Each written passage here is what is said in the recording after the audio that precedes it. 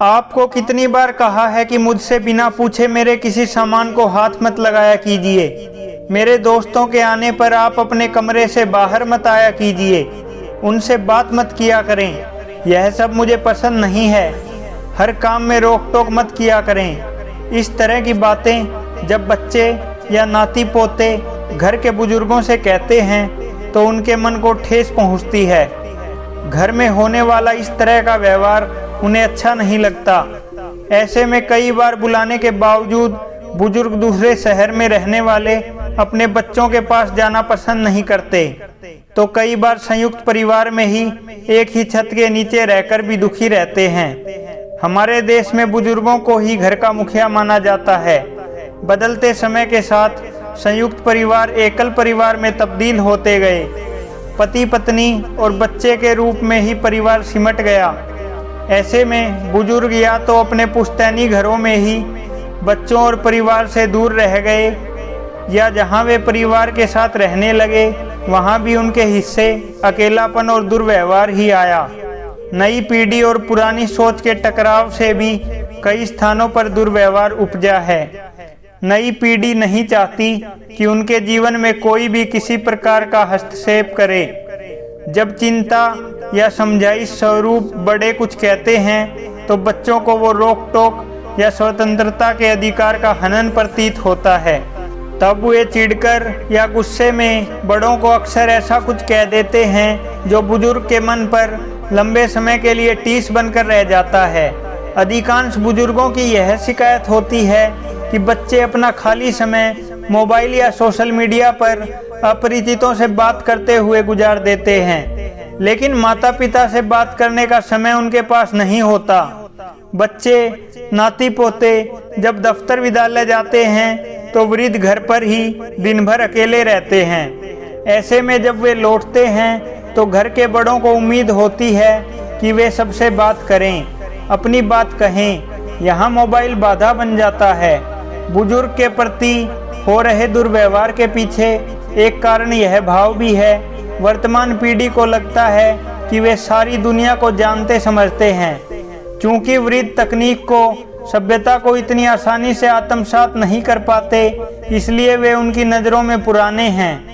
ऐसे में उनकी अधिकांश नसीहतों को यह कहकर नज़रअंदाज कर दिया जाता है कि आपको कुछ नहीं पता। कर्म का सिद्धांत कहता है कि जैसा आप बोओगे वैसा काटोगे। जिस चक्कर में आप नई पीढ़ी के स्थान पर हो, उसी चक्कर में आने वाले समय में आपको दूसरे पक्ष का मोर्चा संभालना होगा। ऐसे में यही बर्ताव आपके साथ भी हो सकता है। इसलिए बहुत जरूरी है कि समय रहते नूतन पीढ़ी और पुरानी पीढ़ी के इस अंतर को खत्म कर दिया जाए। बुढ़ापा बचपन का पुनरागमन होता है। इस कथन की मन में गांठ बांध लें। अपने घर के वरिष्ठों से बच्चों की तरह पेश आएं। याद करें कि बचपन में आपके माता पिता ने आपको कितना प्यार से रखा था। गलती करने पर भी कई बार प्यार से पुचकारा था, बेवजह कभी गुस्सा नहीं किया था। यही व्यवहार अब आपका उनके प्रति होना चाहिए। जहाँ कहीं वे लड़खड़ाते हैं तो अब आपको उन्हें संभालना होगा। बीते वक्त में जिस प्रकार बच्चों, पत्नी, मित्र, परिजन सभी का थोड़ा थोड़ा भाग होता है, वैसे ही वर्तमान की आवश्यकता है कि आज जिनकी वजह से आप हैं उन्हें भी आपके वक्त का कुछ अंश मिले।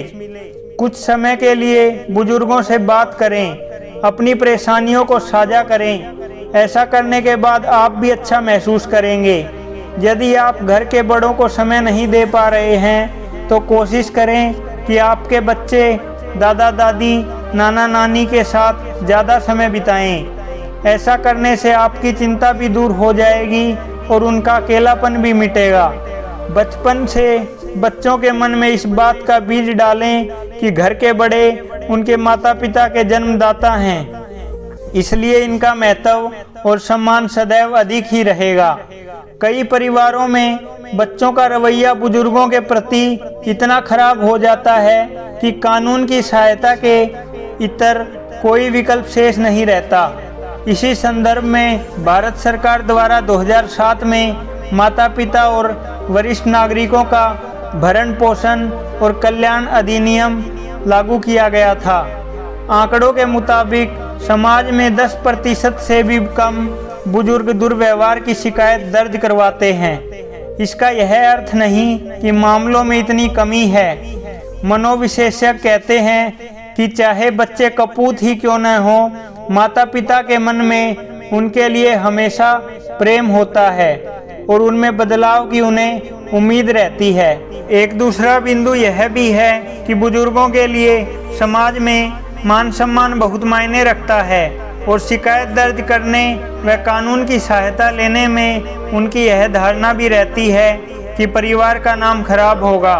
और तीसरा, उम्र के इस पड़ाव पर अकेले कोर्ट कचहरी के चक्कर लगाना भी उनके लिए संभव नहीं होता। दोस्तों, कमेंट बॉक्स में आप भी इसके बारे में अपना तर्क हमें दीजिए। जय हिंद।